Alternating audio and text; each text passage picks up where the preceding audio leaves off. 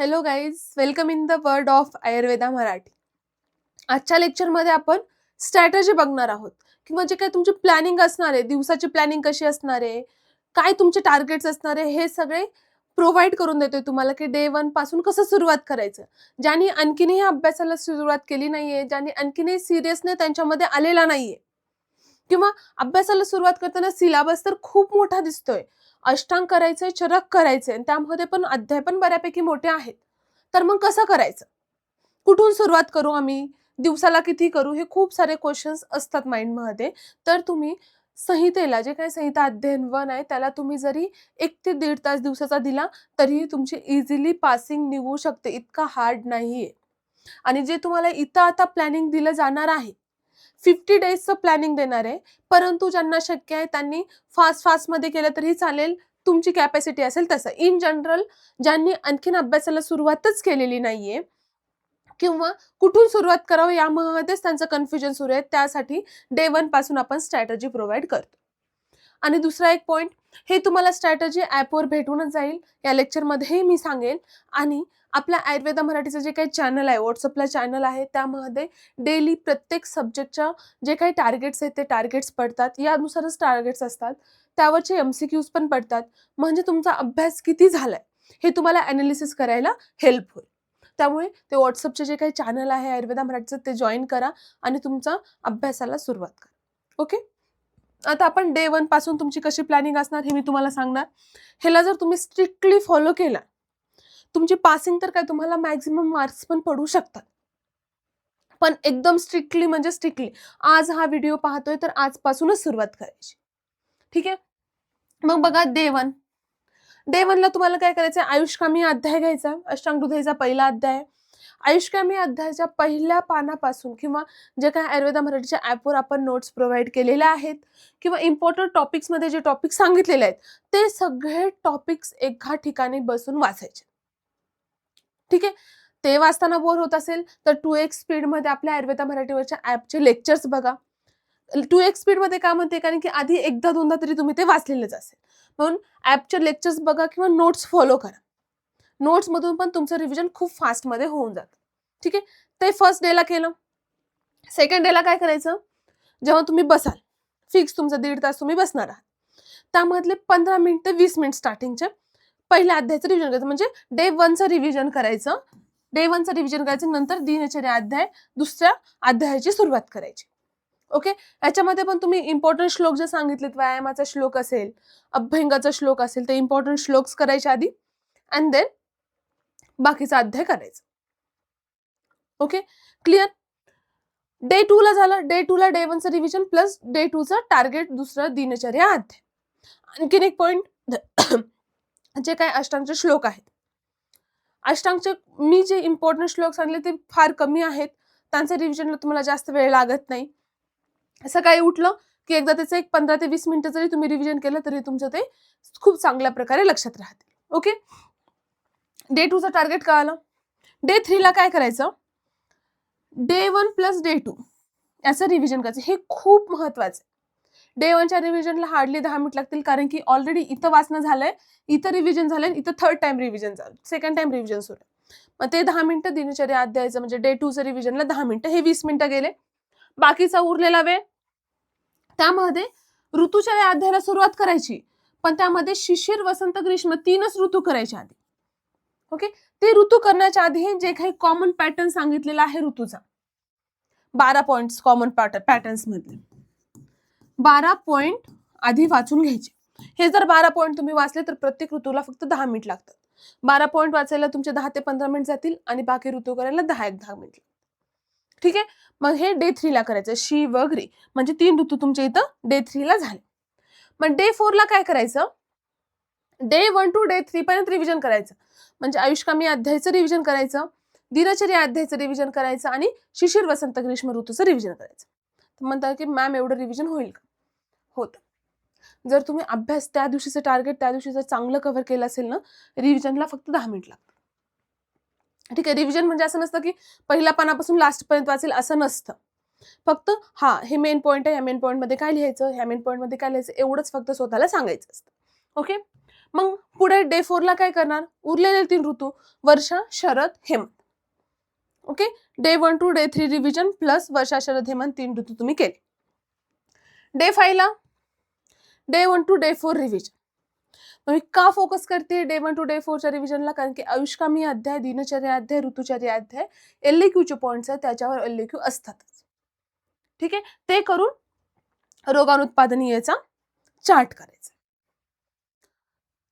Chart आपण कसा करायचा चार्ट, हे आपण जे काही इम्पॉर्टंट लेक्चरच्या सिरीज आहे किंवा इम्पॉर्टंट व्हिडिओज जे आहेत त्यामध्ये मी सांगितलं. तर इथे एक शॉर्ट मध्ये तुम्हाला चार्ट सांगते. रोगानुत्पादनीय अध्यायाच्या चार्ट मध्ये अधारणीय वेग लिहायचे इथं, नंतर इकडे त्याची लक्षणे लिहायचे आणि इकडे त्याची चिकित्सा लिहायची. ह्या दिवशी तुम्हाला थोडासा जास्त वेळ लागू शकतो, पण जर तुम्ही हे एकदा केलं तर तुमचा तो कायमस्वरूपी चार्ट लक्षात राहून जाईल.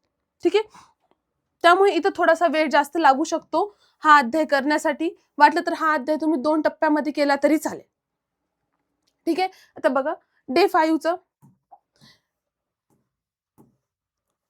डे 5 किंवा डे 5चं जे काही टार्गेट आहे तुमचं रोगानुत्पादनीय अध्याय, तो फक्त डे 5 लाच तुम्ही करा.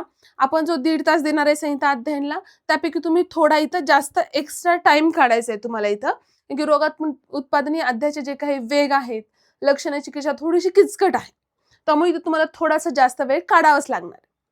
आणि जर तुम्ही ह्याचं 2 टप्प्यामध्ये करतो म्हटलात तर ते आणखीन हार्ड जाईल. 2 टप्प्यात केल्यावर काल काय केलं होतं आणि आज काय करतो यामध्ये कन्फ्युजन होतं. त्यामुळे एकाच ह्याच्यामध्ये करायचं, एकदा बसलं की उठायचंच नाही तो अध्याय करत. ओके, तो पण LAQचा अध्याय आहे.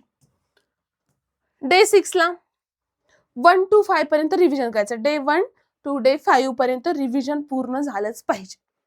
ठीक आहे, त्यानंतर चरक सूत्रस्थानचा दीर्घजीविती अध्याय करायचा आहे. त्यामध्ये ॲपवरचे लेक्चर्स प्लस आयुर्वेदा मराठीच्या नोट्स आणि जे इम्पॉर्टंट मार्क्स क्वेश्चन्स आहेत तुम्हाला युट्यूबला प्रोव्हाइड केले जातील, ते क्वेश्चन्स तुम्हाला करायचे. ओके, पुढे डे 7 ला, डे 7 एकदम चिल जाणार आहे तुमचा. 5 दिवस खूप जास्त अभ्यास आहे, परंतु 7व्या दिवशी एकदम चिल 1 to 6 रिव्हिजन करायचं आणि फक्त तोय आणि क्षीरवर्ग एक्स्ट्रा करायचा. तोय आणि क्षीरवर्ग करायला 5 ते 10 मिनिट लागतात.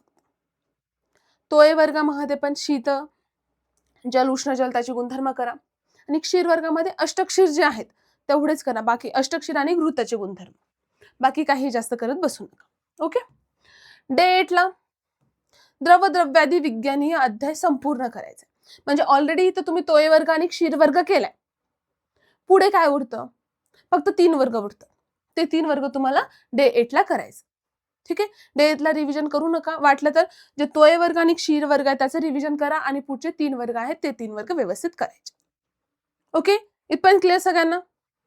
नंतर डे 9 ला अपमार्ग तंदुलीय अध्याय, चरक सूत्रस्थान दुसरा अध्याय. त्याच्यामध्ये शिरोविरेचनीय द्रव्य, स्नेहस्वेदन, पंचकर्म द्रव्य हे जे महत्वाचे टॉपिक्स आहेत ते करा. त्याचबरोबर लेक्चर्स 2x स्पीडने बघा, कारण की त्याच्यामध्ये आपल्याला आलेले आहेत एवागू, आणि एवागू लक्षात ठेवणं हार्ड आहे. लेक्चरमध्ये ज्या पद्धतीने मी सांगितले की कुष्ठादी लेप कसं लक्षात ठेवायचं, कुष्ठादी चूर्ण कसं लक्षात ठेवायचं, हे जर तुमच्या कन्सेप्ट क्लिअर झाल्या तर तुम्हाला ते आणखीन इझी जाईल. आणि जर तुम्ही हा अध्याय ओपन केला आणि जर वाचत बसलात तर तुम्हाला झोप येणार म्हणजे येणार. त्यापेक्षा एकदम चिल मूडमध्ये 2x स्पीडमध्ये ॲपचे लेक्चर्स बघा आणि नंतर मग अध्याय वाचा. ठीक आहे, मग ते इझी जाईल. मग नंतर डे 9 झाला. डे 10 ला, डे 10 पूर्ण रिव्हिजनसाठी ठेवायचं. 10व्या दिवसापर्यंत आपलं काय काय कंप्लीट असणार आहे, अष्टांग 1 ते 5 अध्याय कंप्लीट असणार आहे आणि चरकचा पहिला आणि दुसरा अध्याय कंप्लीट असणार आहे. म्हणून डे 10 पूर्ण रिव्हिजनसाठी ठेवायचं. इथं नवीन पॉईंट कोणता घ्यायचाच नाही. ओके, 11व्या दिवशी आरगवदी अध्याय. आरगवदी या अध्यायामध्ये पण फक्त जे लेप सांगितले तुम्हाला 32 लेप सांगितलेत, त्यापैकी फक्त तुम्हाला 16 लेप करायचे. ठीक आहे, 16 लेपाचं पण डिव्हायडेशन कसं केलंय, जे काही इम्पॉर्टंट लेप आहेत मी टिक करून दिलेले आहेत ते लेप आधी करा आणि त्यानंतर पुढचे लेप करा. ओके, या अप टू 60 नंबर फक्त 16व्या लेप पर्यंत त्या दिवशी करा आणि 12व्या दिवशी तुम्हाला प्रिव्हियस लेपांचं रिव्हिजन म्हणजे 1 ते 16चं रिव्हिजन प्लस बाकीचे जे 16च्या पुढचे 32 पर्यंत लेप असतील त्यांचं तुम्हाला वाचन करायचं. ओके, क्लिअर सगळ्यांना. म्हणजे आरगवदी अध्याय 2 दिवसात कंप्लीट झाला. पुढे 13व्या दिवशी सेम आरगवदी अध्यायाचं रिव्हिजन करायचं आणि पुढचा षडविरेचन शताश्रुतीय अध्याय घ्यायचा. त्याच्यामध्ये सगळे महाकषाय करत बसू नका. जीवनीय, बृहनीय, बल्य, त्याचबरोबर वमनोपग, विरेचनोपग, स्नेहपग, स्वेदोपग, हे 5 ते 6च महाकषायामधले जे काही द्रव्य आहेत त्यांची नावं लक्षात ठेवा. ते पण 4 ते 5 नावं लक्षात ठेवा. ओके. आणि बाकी मग कषाय कल्पना, विरेचन योनी, विरेचन द्रव्य हे सगळं करायचं याच्यामध्ये. क्लिअर? तर 14व्या दिवशी चरक सूत्रस्थानच्या 2ऱ्या, 3ऱ्या, 4थ्या अध्याय म्हणजे अपमार्ग तंडुलीय, आरगवदीय आणि षडविरेचन शताश्रिते यांचं रिव्हिजन प्लस 6वा अध्याय, अष्टांगचा 6वा अध्याय जे काही अन्नस्वरूप विज्ञानी आहे त्यामधले तुम्हाला जे काही 6 वर्ग दिलेत त्यापैकी तुम्हाला इथं फक्त शुक, शिंबी हे 2च वर्ग करायचे. म्हणजे एकदम इझी किंवा थोडासा तुम्हाला नवीन सिलेबस ऍड केला याच्यामध्ये, जेणेकरून तुम्हाला ओव्हरलोड पण होणार नाही की हा एवढं कसं करायचं. कारण की माहिती आहे आम्हाला पण की तुम्हाला बाकीचे सब्जेक्ट्स पण आहेत, बाकीच्या सब्जेक्टला पण टच करावंच लागतं. त्यामुळे जितकं तुम्हाला होईल तितकंच आम्ही इथं देतोय. आणि जर इतकं पण होत नसेल तर मग ते तुम्हाला त्याबद्दल विचार करावा लागेल की एक्झाम्स इतक्या जवळ आल्या तर इतकं पण आपल्याच्यानं अभ्यास होत नाही. ओके. 14व्या दिवशीचं झालं. 15व्या दिवशी तुम्हाला पूर्ण जे काही अन्नस्वरूप विज्ञानी अध्याय आहे तो पूर्ण अध्याय करायचा आहे. त्यामध्ये तुम्ही लेक्चर्स 2x स्पीड मध्ये बघा आणि जे काही नोट्स आहेत त्या नोट्स पण सगळ्या तुम्हाला वाचायच्याच आहेत. नंतर पुढे 16वा दिवस, इथं अन्नस्वरूप विज्ञानी अध्यायाचं एकदम फास्ट मध्ये रिव्हिजन करायचं आणि अन्न रक्षा अध्याय विरुद्ध आहारापर्यंत करा. म्हणजे जास्त लोड होणार नाही, कारण की रिव्हिजनला थोडा मोठा टॉपिक आहे. अन्नस्वरूप विज्ञानी बऱ्यापैकी मोठा टॉपिक आहे, रिव्हिजनला त्याच्या वेळ लागतो हे मान्य. म्हणून अन्नरक्षा अध्याय फक्त अर्धाच करायचा आणि नंतर 17व्या दिवशी पूर्ण अन्नरक्षा अध्याय करायचा. पूर्ण म्हणजे आधीच्या दिवशी रिव्हिजन प्लस नवीन पुढचं टॉपिक. ओके. मग 18व्या दिवशी अन्नरक्षाचं रिव्हिजन तर करायचंच, त्याबरोबर मात्राशिथी अध्याय अष्टांगहृदयचा 8वा अध्याय घ्यायचा करायला.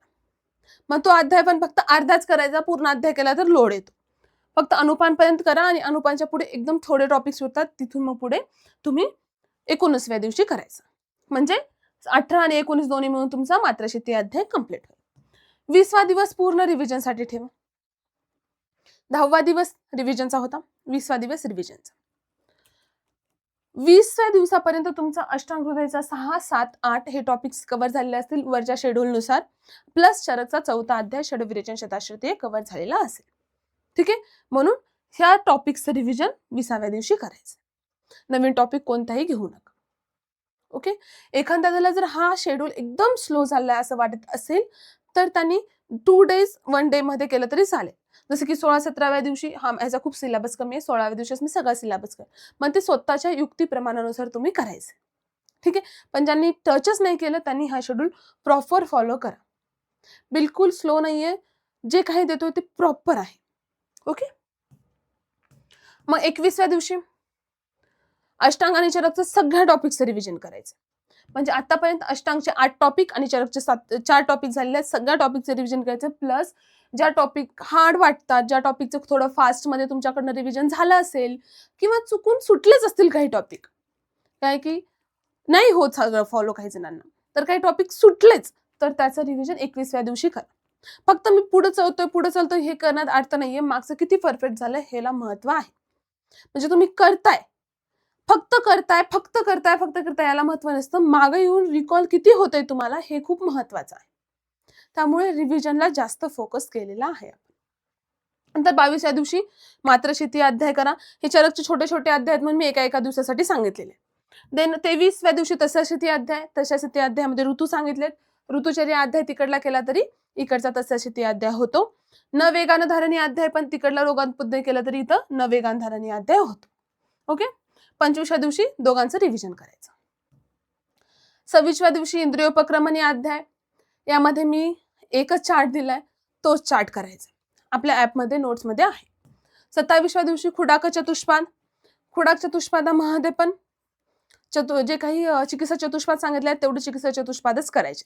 बाकी वैद्यच्या वृत्ती वगैरे ते सांगितलं ते एक गुणधर्म करायचे, जे की आपल्या नोट्समध्ये आहे. ओके.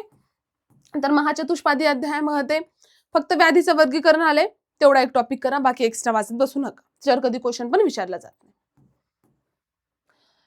29व्या दिवशी पूर्ण चरकचं रिव्हिजन करायचं, म्हणजे 10व्या अध्यायापर्यंत, 1ला ते 10व्या अध्यायापर्यंत सगळं रिव्हिजन करायचं आणि इनकम्प्लीट जो पार्ट आहे तो कम्प्लीट करायचा. आता झालं चरकचा 10व्या अध्यायापर्यंत आलो. आता 30व्या दिवशी द्रव द्रव्यादी विज्ञानीय अध्याय. ओके, द्रव द्रव्यादी विज्ञानीय अध्याय अष्टांगहृदयचा 9वा अध्याय आहे, तो करायचा आहे. त्याच्यामध्ये काही पॉइंट्स राहिले असतील तर ते 31व्या दिवशी करायचे. तो अध्याय तसा सोपा आहे आणि तो एका दिवसात कव्हर होतो. पण चुकून राहिलाच एखादा पॉइंट तर तो पुढच्या दिवशी कव्हर करा. प्लस मधुर रस इथं करायचा. मधुर रस म्हणजे रसभेदी अध्यायामधला पहिला रस. ओके, देन 32व्या दिवशी रसभेदी अध्याय करायला घ्यायचा. त्यामधले रसाचे पंचभौतिकत्वाची मी ट्रिक सांगितलेली आहे, ती ट्रिक करायची आहे. पंचभौतिक प्रत्येक रसात 2 महाभूत असतात, त्यानुसार त्या ट्रिकनुसार करा. आणि आम्ल आणि लवण रस 2 करा. ठीक आहे, मधुर रस झाला, आम्ल लवण झाला. नंतर 33व्या दिवशी कटु तिक्त कषाय हे 3 रस करा. ओके, आणि जर वेळ उरलाच तर मग बाकीचे वर्ष जे रस आहेत त्याचे तुम्हाला रिव्हिजन करायचं. ओके, 34व्या दिवशी पण पूर्ण अध्यायाचं रिव्हिजनच करायचंय, कारण की रसांमध्ये कन्फ्युजन होतं. आम्लाचे कोणते गुणधर्म होते, कटूचे तिक्तला जातात, तिक्तचे कटूला जातात, कषायमध्ये जातात, कुठेही मिसळतात ते. त्यामुळे रिव्हिजन रिव्हिजन रिव्हिजन हा एकच सोल्युशन आहे आपल्याला. ओके, आता 34व्या दिवशी रिव्हिजन प्लस अष्टांगहृदयाच्या 11व्या अध्यायाला सुरुवात करायची. त्यामध्ये दोषांचे फक्त प्राकृत कार्य एवढंच करायचं. दोषांचे प्राकृत कार्याबरोबर तुम्ही धातू आणि मलांचे प्राकृत कार्य इथं कव्हर केले तरीही चालेल. ठीक आहे, नंतर मग 35व्या दिवशी दोष धातू यांचे प्राकृत कार्य, क्षय, वृद्धी याचा सरळ चार्ट करायचा. ओके, चार्ट कसा करायचा मी पुन्हा पुन्हा सांगते. बघा, तुम्ही इथं दोष लिहिले, नंतर दोषांचे कार्य लिहा, नंतर इथं क्षय लिहा आणि इथं वृद्धी लिहा आणि त्यानुसार त्याच्यामध्ये त्याचे गुणधर्म बसवा. हे दोषांचं झालं. सेम मल आणि सेम धातूंबद्दल करायचं. चार्ट करा, आता वेळ जाईल, रिव्हिजन खूप लवकर होईल. ओके, नंतर मग उरतो आता इथं दोष धातू आणि मल ऍड करायचं राहिलं. मल पण ऍड करून घ्या तुम्ही.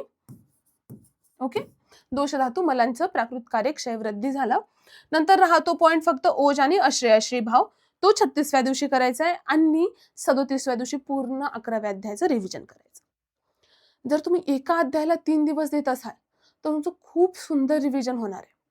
आणि नंतर तुम्हाला एक असं कन्फ्युजन पण राहणार नाही किंवा इन्सिक्युरिटी पण राहणार नाही की माझं ते रिव्हिजन झालेलं नाहीये. ठीक आहे, अशा पद्धतीनेच करा. नंतर मग 38व्या दिवशी 12व्या अध्यायाला टच करायचा आहे अष्टांगहृदयचा. 12व्या अध्यायामध्ये दोषांचे स्थान आणि प्रकार एवढं करा. वात, पित्त, कफ प्रत्येकांचे 5-5 प्रकार, प्रत्येकांचे स्थान हे चार्ट फॉर्म मध्ये. आणि नंतर मग 39व्या दिवशी विकृत दोष लक्षणे, चयादी अवस्था. 40व्या दिवशी रोग हेतू, रोग मार्ग, व्याधी प्रकार आणि 41व्या दिवशी दशविध भाव.